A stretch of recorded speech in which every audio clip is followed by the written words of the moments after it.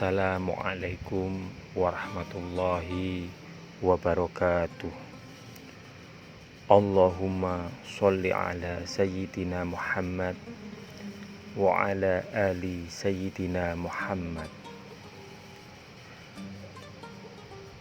Abul As bin Rabi ketika kembali ke Mekah, keluarganya berkata, "Biarlah engkau menceraikan istrimu itu, dan kami akan mencarikan bagimu gadis yang jauh lebih cantik daripadanya." Namun Abul As amat mencintai Zainab sehingga ia berkata, "Di suku Quraisy tidak ada gadis yang dapat menandingi istriku." Walau dihalang-halangi orang Quraisy, Abul As melepaskan Zainab ke Madinah. Di tengah jalan, beberapa orang Quraisy mengganggu unta Zainab sehingga putri Rasulullah SAW yang sedang hamil itu jatuh. Ketika itulah Zainab mengalami keguguran kandungannya. Beberapa waktu kemudian, Abul As pergi membawa barang-barang dagangan Quraisy. Namun, saat tiba di dekat Madinah, sebuah pasukan patroli Muslim memergokinya. Mereka pun menyita semua barang bawaan. Abul As diam-diam berlindung dalam gelapnya malam. Abul As masuk ke Madinah dan meminta perlindungan kepada Zainab. Zainab pun melindunginya. Mengetahui hal itu, kaum muslimin mengembalikan barang-barang dagangan yang dibawa Abul As. Dia pun segera pulang ke Mekah dan mengembalikan semua barang itu. Kemudian berkata, "Masyarakat Quraisy, masih adakah dari kamu yang belum mengambil barangnya?" "Tidak ada," jawab mereka. "Engkau ternyata orang jujur dan murah hati." Ketika itu, Abul As pun masuk Islam dan kembali ke Madinah.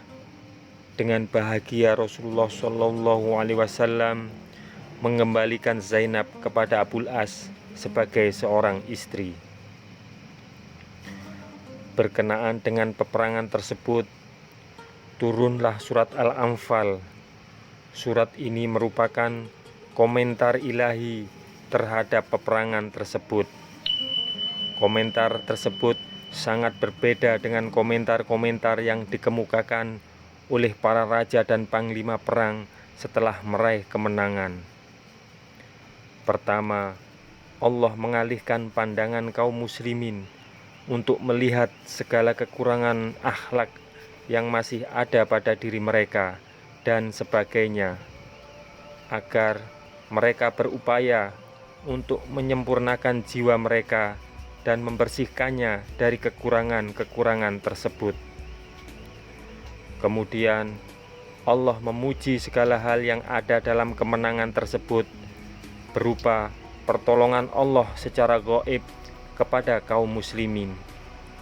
Hal itu dikemukakan kepada mereka agar mereka tidak terperdaya dengan keberanian mereka, sehingga jiwa mereka menjadi sombong, bahkan agar mereka bertawakal kepada Allah, menaatinya dan menaati Rasulullah SAW.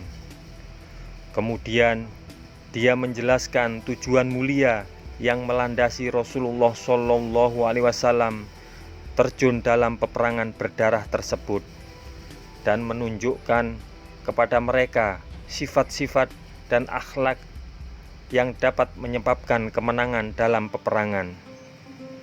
Kemudian berbicara kepada kaum musyrikin, orang-orang munafik, orang-orang Yahudi, dan para tawanan perang.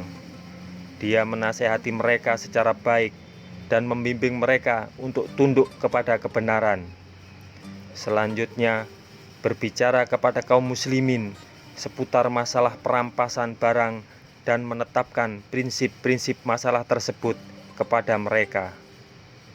Setelah itu, dia menjelaskan dan menetapkan undang-undang peperangan dan perdamaian yang sangat mereka butuhkan setelah dakwah Islam memasuki fase tersebut. sehingga peperangan kaum muslimin berbeda dengan peperangan orang-orang jahiliyah. Kaum muslimin memiliki kelebihan dalam hal akhlak dan nilai dan menegaskan kepada dunia bahwa Islam bukan sekedar teori, namun juga mendidik penganutnya secara praktis di atas asas dan prinsip yang diserukan olehnya. Kemudian menetapkan beberapa ketentuan dari undang-undang negara Islam yang menjelaskan tentang perbedaan antara kaum muslimin yang tinggal di dalam batas negara Islam dan kaum muslimin yang tinggal di luar batas negara Islam. Pada tahun kedua Hijriah diwajibkan saum Ramadan, diwajibkan zakat fitrah, dan dijelaskan nisab-nisab zakat yang lain. Diwajibkannya zakat fitrah serta meringankan beban yang dipikul oleh sejumlah besar kaum muhajirin, karena mereka adalah kaum fuqara yang tidak dapat memenuhi kebutuhan hidupnya. Di antara peristiwa yang terindah adalah hari raya pertama bagi kaum muslimin jatuh pada bulan Syawal tahun kedua Hijriah setelah meraih kemenangan dalam Perang Badar. Alangkah indahnya hari raya yang membahagiakan itu, yang Allah berikan kepada mereka setelah mereka meraih kemenangan dan kemuliaan. Alangkah indahnya pemandangan sholat Id yang mereka lakukan setelah mereka keluar dari rumah-rumah mereka sambil mengumandangkan takbir, tauhid, dan tahmid. Hati mereka penuh dengan harapan kepada Allah, rindu kepada rahmat dan keridhoannya. Setelah Allah diberikan beberapa nikmat kepada mereka dan didukung dengan pertolongannya, hal itu diingatkan kepada mereka dalam surat Al-Anfal. Dan ingatlah para muhajirin ketika kamu masih berjumlah sedikit lagi tertindas di muka bumi Mekah. Kamu takut orang-orang Mekah akan menculik kamu, maka Allah memberikan kamu tempat menetap Madinah, mendukung kamu dengan pertolongannya, dan memberi rezeki kamu dari yang baik-baik agar kamu bersyukur. Semoga kisah ini bermanfaat untuk kita semua. Wassalamualaikum warahmatullahi wabarakatuh. Mudah-mudahan kelak kita akan mendapatkan syafaat dari Nabi besar Muhammad SAW. Amin, amin, amin ya rabbal alamin.